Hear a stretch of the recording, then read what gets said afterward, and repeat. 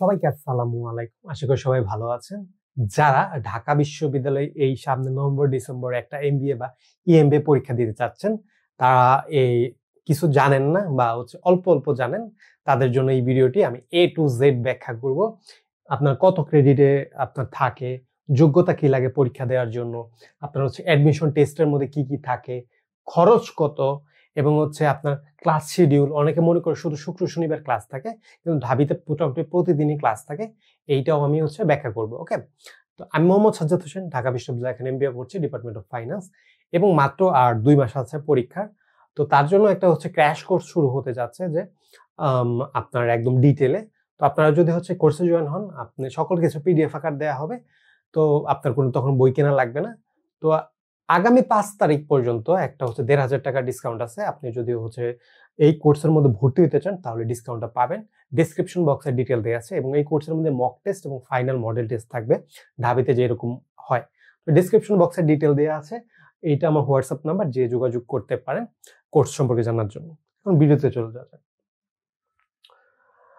প্রথমত যে আপনার এই কোর্সটা তো আমি ডিটেল বলে দিলাম। এই কোর্সটা ঢাবির সাথে সাথে আপনার বিউপি, জাহাঙ্গীরনগর, ইএমবিএ, ডব্লিউএমবিএ এগুলো কি কভার আপ করবে। ওকে, আচ্ছা, প্রথমত কত ক্রেডিট? আপনার 48 ক্রেডিট থাকে, মোটামুটি 15টা কোর্স থাকে, আর একটা মাস্টার্স এর পেপার থাকে। ওকে, যদি ঢাবির থেকে বিউপি বা জাহাঙ্গীরনগর কোনো জায়গায় বেটার হয়, সেটা ক্রেডিটে, যে তাদের ওই জায়গায় 62 ক্রেডিট আছে, আর ঢাবিতে 48 ক্রেডিট। মানে ঢাবির, মানে আপনি যদি তাড়াতাড়ি এমবিএ শেষ করতে চান, ঢাবিতে আপনি তাড়াতাড়ি করতে পারবেন শেষ। ওকে, তারপর যদি দেখে যোগ্যতা কি কি লাগবে, প্রথমত আপনার 4 বছরের ডিগ্রি থাকা লাগবে। ওকে, অনেকে যে 3 বছরের ডিগ্রি দিয়ে আপনি পরীক্ষা দিতে চান, ওই ক্ষেত্রে কিছু ক্রাইটেরিয়া আছে। তো 4 বছরের ডিগ্রি আপনি থাকলে আপনি পরীক্ষা দিতে পারবেন। 3 বছরের ডিগ্রি দিয়ে আপনি পরীক্ষা দিতে পারবেন না। যদি 3 বছরের ডিগ্রি থাকে, আপনি তার পাশাপাশি 1 বছরের একটা মাস্টার্স লাগবে, বা 2 বছরের, তখনই আপনি পরীক্ষা দিতে পারবেন। কিন্তু 3 বছরের ডিগ্রি দিয়ে আপনি বিউপিতে পরীক্ষা দিতে পারবেন, কিন্তু ওই ক্ষেত্রে বিউপিতে আপনার 8 পয়েন্ট হওয়া লাগবে। ওদের পয়েন্ট কাউন্টের একটা সিস্টেম আছে। তো আপনি যদি ওই সিস্টেমে 8 পয়েন্ট কাউন্ট করতে পারেন হয়, তাহলে পরীক্ষা দিতে পারবেন 3 বছরের ডিগ্রি দিয়েও। নো থার্ড ডিভিশন ক্লাস অবলিক সিজিপিএ। তো সিজিপিএ বিলো, মানে আপনার সিজিপিএ 2.50 থাকলে আপনি পরীক্ষা দিতে পারবেন। ওকে, যদি এর কম থাকে, তাহলে পরীক্ষা দিতে পারবেন না। অনেকের সিজিপিএ খারাপ থাকে, তো ওই ক্ষেত্রেও কোনো সমস্যা নাই। 2.50 থাকলেই আপনি পরীক্ষা দিতে পারবেন। আচ্ছা, পরীক্ষা পদ্ধতিতে এমসিকিউতে 55 মার্ক থাকে, আপনার ম্যাথমেটিক্সে আপনার 15, এবং ক্রিটিক্যাল রিজনিং এ আপনার 5। এটা প্রশ্ন ইংরেজিতে হয়। এই জায়গায় ম্যাথমেটিক্সে মানে মোট কি ম্যাথমেটিক্সে 20, ঠিক আছে। 10-15 আপনার ম্যাথমেটিক্স পিওর, আর 5 ক্রিটিক্যাল রিজনিং। এই ক্রিটিক্যাল রিজনিংটাও কিন্তু ম্যাথ, জাস্ট এই জায়গায় কোশ্চেনটা বড় বড় থাকে। ইংরেজিতে 20 মার্ক থাকে। হ্যাঁ, এই যে ডিটেল আমি প্রিপারেশনটা, এটা আমি বলবো জেনারেল নলেজে 15 থাকে।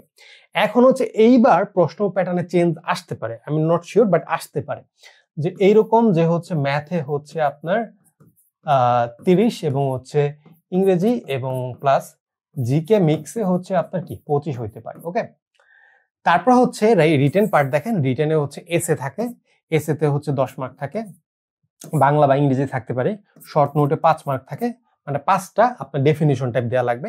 ট্রান্সলেশনে আপনার 10 মার্ক থাকে, Bangla to English, English to Bangla. Okay, তারপর এই পর্যন্ত সামারি আসে, ভবিষ্যতে থাকতে পারে। এবং ইয়ার অফ স্কুলিং বলতে আপনার এসএসসি, এইচএসসি, এবং আপনার যে অনার্স, এগুলো সবগুলো রেজাল্টের উপর 5 মার্ক থাকে, এবং এক্সপিরিয়েন্সের উপর 10 মার্ক থাকে। এখন অনেকের এক্সপিরিয়েন্স থাকে না, তার টেনশন করে, ভাই আমি চান্স পাবো কিনা। তো আপনারা পাবেন, ভালো মতো পড়াশোনা করলে পাবেন। ওকে, যেমন আমি একটা উদাহরণ, যে আমার এক্সপিরিয়েন্স ছিল, কিন্তু আমি ওইটা দেই নাই, কিন্তু আমি চান্স পেয়েছিলাম। আমার সিজি আপনার পজিশন ছিল 144তম, ঠিক আছে, এবং ফাইন্যান্সের মতো ডিপার্টমেন্টে পড়তেছি। ভাইভাতে 5 মার্ক, এই মোটামুটি সম্পূর্ণ 100 মার্ক। আপনার খরচ মোটামুটি 2,70,000 থেকে 3 লাখের মতো খরচ হবে। এই যে খরচটা কমতেও পারে, এটা আমি আরেকটা সেপারেট ভিডিওতে একদম ডিটেলে ব্যাখ্যা করি। এখন ক্লাস শিডিউল নিয়ে কথাবার্তা বলি। অনেকে মনে করে যে ঢাবিতে শুধু শুক্র শনিবার ক্লাস হয়, কিন্তু ব্যাপারটা এরকম না, অন্যান্য দিনও ক্লাস হয়। আপনার যে শুধু শুক্র এবং হচ্ছে শনি আপনার মোটামুটি হচ্ছে 3টা স্লট থাকে। 3টা স্লট থাকে, একটা হচ্ছে নতুন যে এই স্লটটা হচ্ছে অ্যাড করা হয়েছে এবার সকালের স্লটও, আগে 2টা স্লট ছিল। একটা হচ্ছে আপনার সকালের স্লট থাকে মর্নিং স্লট, এটা মোটামুটি 10টা থেকে শুরু হয়। হ্যাঁ, মোটামুটি 10টা থেকে আপনার হচ্ছে যে মোটামুটি 12টা কাছাকাছি বা 9টা থেকে শুরু হয়, ব্যাপারটা ওইরকম। একটা হচ্ছে যাই হোক আমি টাইমটা লিখতেছি না, একটা হচ্ছে মর্নিং স্লট লিখতেছি, মর্নিং, ওকে, মর্নিং স্লট।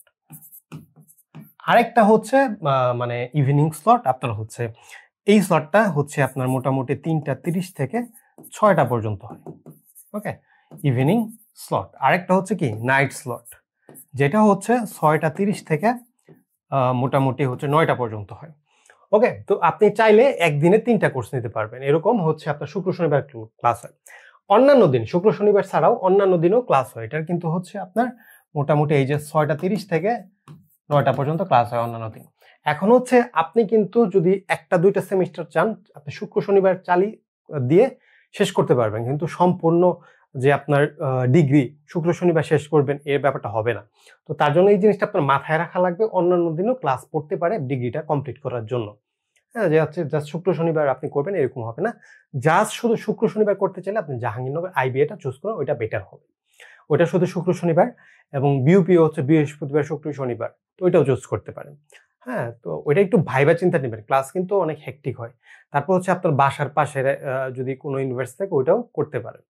আরো ভিডিওর জন্য আপনি হচ্ছে চ্যানেলটি সাবস্ক্রাইব করে রাখবেন, এবং কোর্সে জয়েন হতে চাইলে ডেসক্রিপশন বক্সে আমার হোয়াটসঅ্যাপ নাম্বার, ফেসবুক পেজের লিঙ্ক দেওয়া আছে, এটাও আমার হোয়াটসঅ্যাপ নাম্বার, যে যোগাযোগ করতে পারেন। ধন্যবাদ সবাইকে।